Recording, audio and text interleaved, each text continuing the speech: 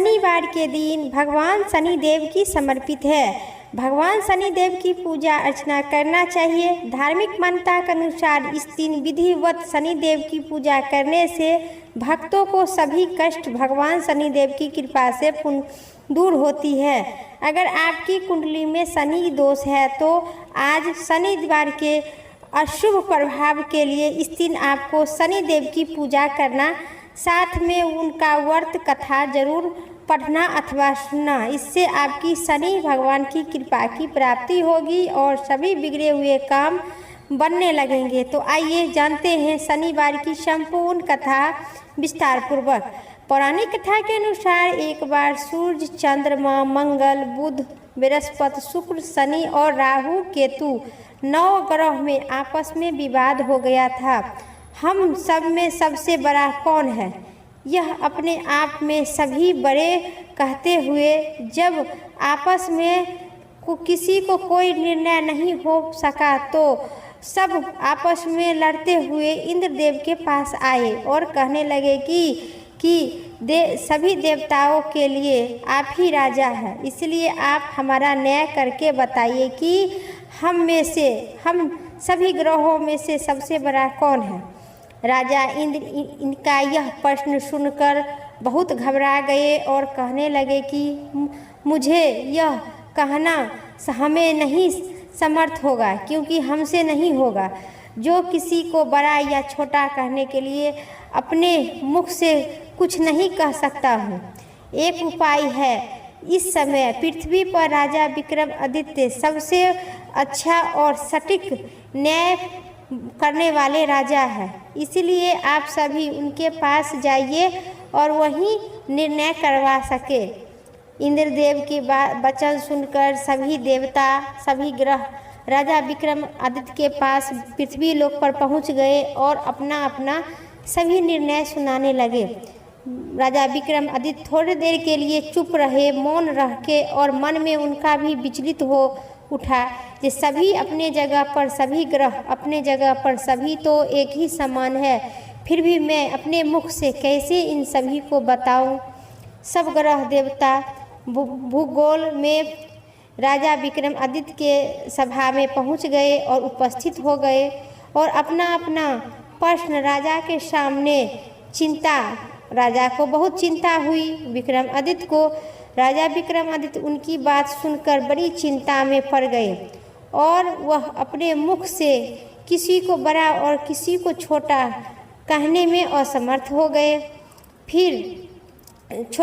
फिर उनका झगड़ा निपटाने के लिए राजा ने एक उपाय सोचे कि उन्होंने सोचे कि सोने, चांदी, कांसा, पीतल, सीसा, राग, जष्ठा, अभ्य और लोहा 9 धातुओं का आसन बनवाए। सब आसनों के कर्म से सोना सबसे आगे और लोहा सबसे पीछे रखवाए।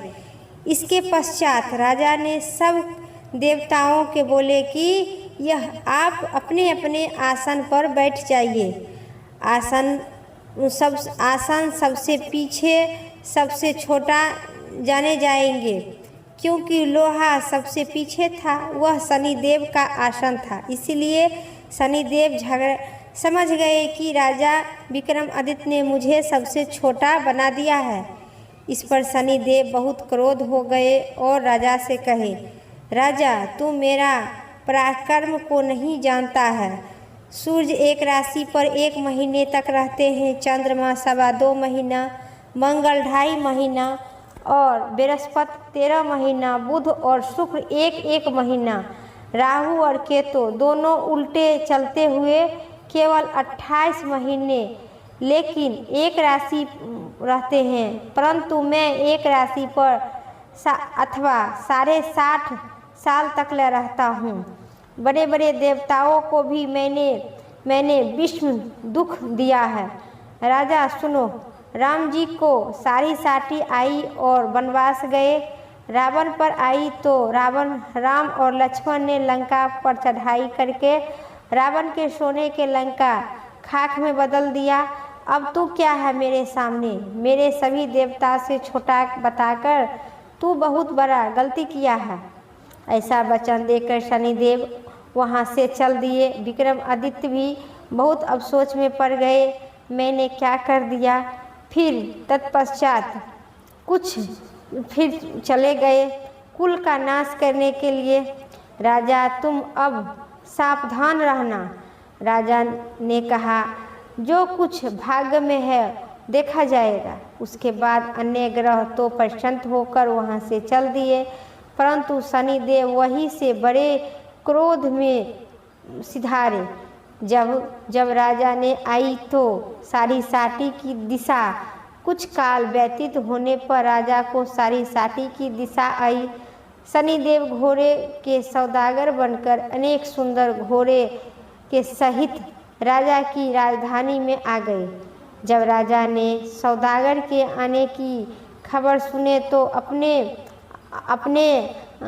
द्वारपाल को अच्छे अच्छे घोड़े खरीदाने के लिए आज्ञा दिए। द्वारपाल ने ऐसी अच्छी नल के घोड़े देखकर और उनका मूल्य सुनकर चकित हो उठे, परंतु राजा को खबर दी। राजा उन घोड़े को देखकर एक अच्छा सा घोड़ा चुनकर उस पर सवार हो गए, उस पर सवारी के लिए चढ़ गए। राजा ने घोड़े के पीठ पर चढ़ते ही घोड़ा दो जोर से भाग उठा। घोड़ा बहुत ही दूर बड़े जंगल में जाकर उस राजा को छोड़कर और अदृष्ट हो गया। इसके बाद राजा अकेला जंगल में भटकता फिरता रहा। बहुत देर तक पश्चात राजा ने भूख प्यास से दुखी होकर भटकते भटकते एक ग्वाले को देखा। ग्वाले ने राजा को प्यास से व्याकुल देखकर पानी पिलाया। राजा की अंगुली से अंगूठी निकालकर उस ग्वाले के दे दिए। उस ग्वाला ने प्रसन्न हो के साथ ग्वाले ने दे दिए। राजा ने फिर वहाँ से चलते रहे। फिर ग्वाला ने राजा ने दिया हाथ पैर काटने की आदेश, परंतु वहाँ से राजा शहर से पहुंचकर एक सेठ की दुकान पर बैठ गए और राजा ने अपने आप को उज्जैन को रहने वाले तथा अपना नाम बीका बताया। सेठ ने उनको एक कुलीन फिर देखा, बहुत देर तक बैठा। फिर उस दुकान पर बहुत सी बिक्री हुई। उस सेठ ने मनुष्य समझकर जल इत्यादि पिलाया। भाग्यवश उन दिन सेठ की दुकान पर बिक्री बहुत ही अधिक हुआ।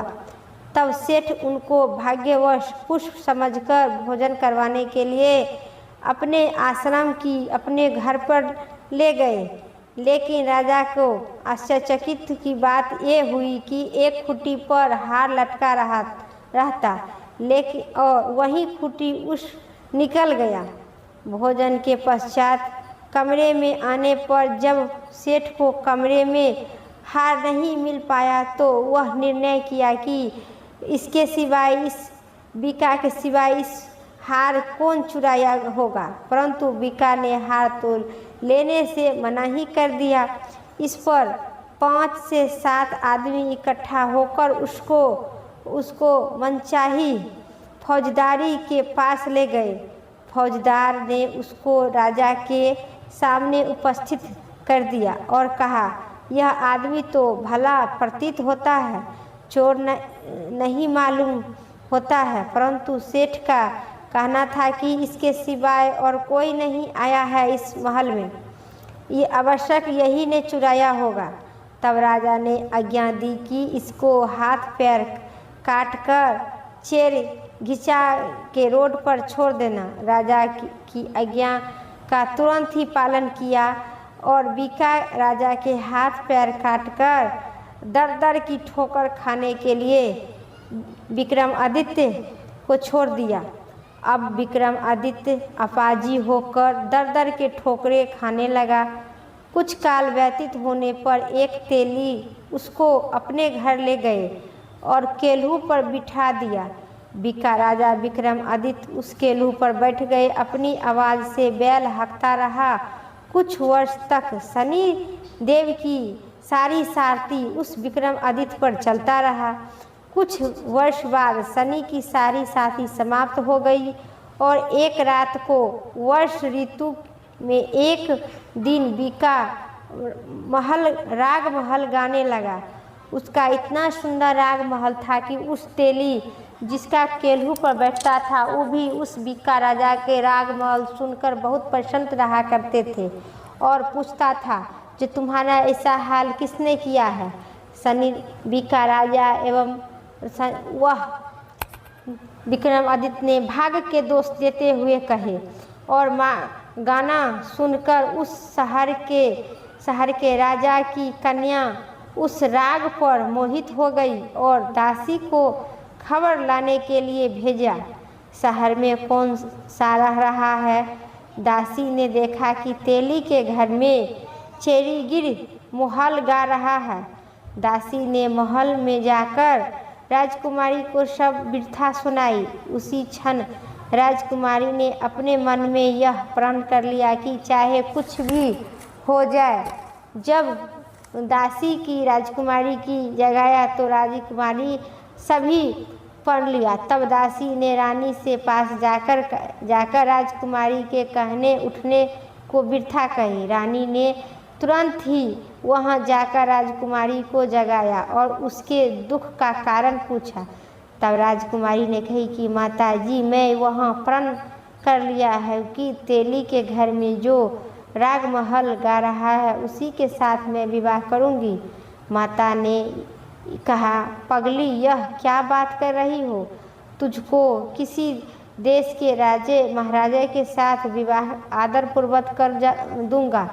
कन्या कहने लगी कि माताजी, मैं अपने प्रण कभी नहीं तोड़ूंगी। माता ने चिंता होकर यह बात राजा को बताई। जब महाराज ने भी जाना तो समझा कि मैं अभी देश विदेश अपने अपने दूत को भेजकर सूर्य योग रूपवान एवं बड़े बड़े गुणवान राजा को साथ तुम्हारा विवाह अवश्य कर दूंगी। ऐसी बात तुमको कभी नहीं विचरनी चाहिए। कन्या ने कहा कि पिताजी, मैं अपने प्रण त्याग दूंगी परंतु दूसरे से विवाह मैं नहीं करूंगी। इतना सुनकर राजा ने क्रोध जैसी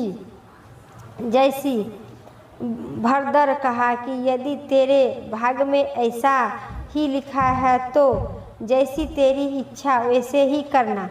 राजा रानी बहुत अपनी पुत्री को समझाई लेकिन वह एक नहीं मानी और शनिदेव ने राजा को दिया सपन में कि तेली को बुलाकर कहा कि तेरे घर में जो चेरिया है उसके साथ अपनी कन्या का विवाह करना चाहता हो तू।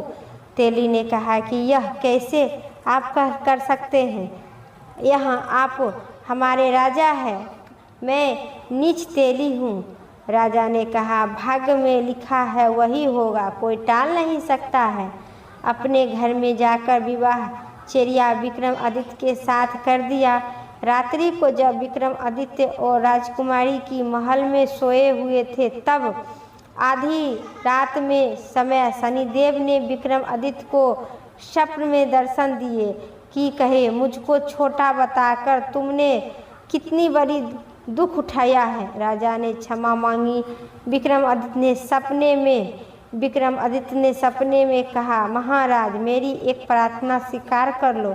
जैसा दुख आपको मुझे दिए हैं ऐसा और किसी को नहीं देना। शनिदेव ने कहा, तुम्हारी यह प्रार्थना स्वीकार है। जो मनुष्य मेरी कथा सुनेगा यह कहेगा, उनको मेरी दशा में कभी किसी प्रकार के दुख नहीं दूंगा और जो निर्णय यही मेरा ध्यान करेगा, चींटी को आटा खिलाएगा एवं डालेगा, उनके सब मनोरथ पूर्ण कर दूंगी। जब राजकुमारी की आंख खुली तो उनके राजा की हाथ पैर देखकर आश्चर्यचकित की ठिकाना नहीं रहा।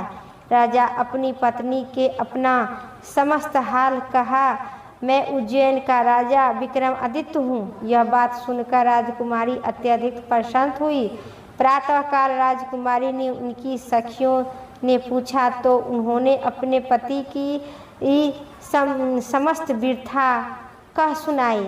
सब जब प्रसन्न होकर प्रकट हुई और कही कि शनिदेव ईश्वर इसी प्रकार के जो भक्त मन शक्ति वचन से शनिवार के दिन शनिदेव की पूजा करते हैं उन्हें भगवान शनिदेव संपूर्ण इच्छा पूर्ण करती है, अंत में सभी मनोकामना पूर्ण करती है। प्रेम से कहिए शनिदेव महाराज की जय। आज की कथा इतना ही। उम्मीद करते हैं आप सभी को इस कथा पसंद आई। एक लाइक करके कमेंट बॉक्स में शनिदेव भगवान की जय जरूर लिखें और पहली बार चैनल पर है तो सब्सक्राइब करके बेल आइकन की घंटी दबाना ना भूलें। फिर अगली वीडियो लेके आते हैं, तब तक के लिए दीजिए इजाज़त। जय श्री राम। शनिदेव भगवान की जय।